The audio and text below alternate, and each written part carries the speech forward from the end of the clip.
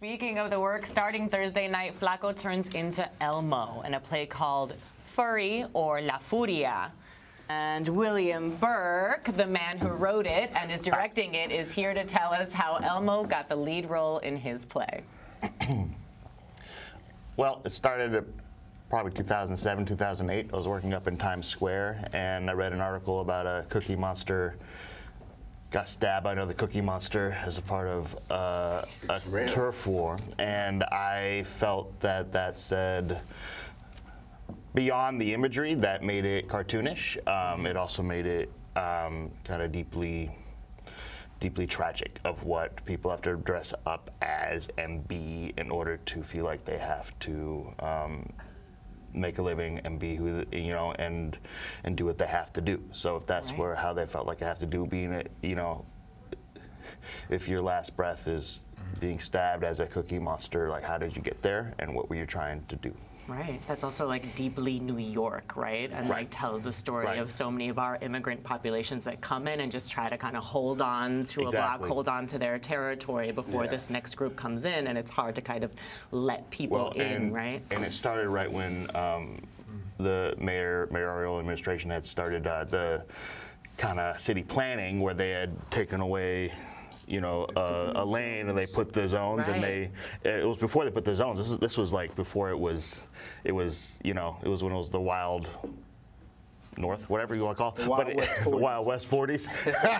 But they, it was city planning, right? It was just, it used to be just a naked cowboy sitting in the middle, and then they put in this thing that was just for the tourists, and that guess who came for the tourists? You know, the people who are here, right? I mean, that's very New York, because like New York fills in the spaces. With what it is and whether you like it or not. And this is the work, Flako. You were talking about. You have friends. You translate. You brought an audience. That's the way I like. I feel the world should always work. Like, be around people you love. If the hate is there, why would you be there?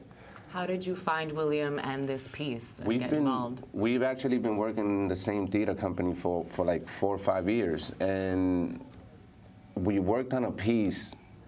Like, I want to say you did the open mic situation that I had at Gourmet Guild first, which was amazing. You showed up with a glittery ass jacket. It was beautiful.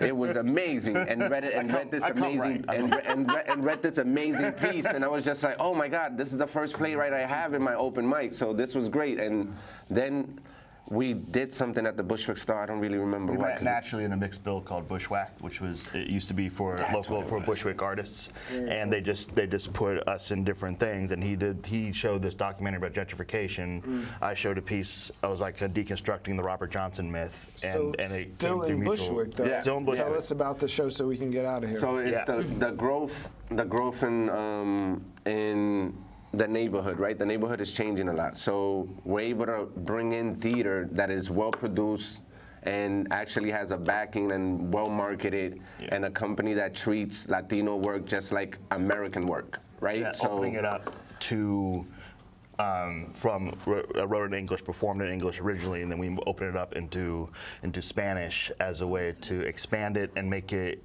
not just accessible, but like maybe you come, if you don't speak Spanish, you come and you got to live with that language and feel what it is that maybe you don't understand it all, and feel someone's need through that. It's not a cartoon, right? Like, we want to make this real life. Where can we get tickets? BushwickStarr.org, $15, and you find yourself in the place November 17th through 19th, 21, 22, 25, 26, and November 20th in the daytime for all the people. And you know, 8 o'clock for every other show. The matinee on Sundays at 3 p.m. Perfect. Hit up the BushwickStarr.org and find yourself in the place. Thank you very much. Furia. La Furia. Thank you very much for having us and letting us do what we do.